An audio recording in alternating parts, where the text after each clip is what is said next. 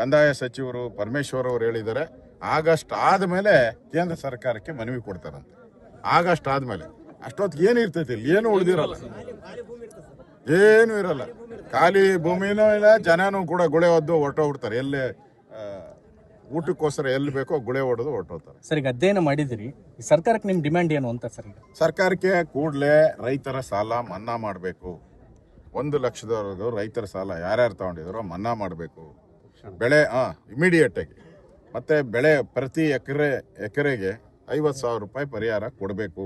ಯಾಕಂದ್ರೆ ಇಲ್ಲಿ ಎಲ್ಲರೂ 30-40 ಸಾವಿರ ರೂಪಾಯಿ ಖರ್ಚು ಮಾಡಿದ್ದಾರೆ ಒಂದೊಂದು ಎಕರೆಗೆ. 50,000 ರೂಪಾಯಿ ಪರಿಹಾರ ಕೊಡಬೇಕು.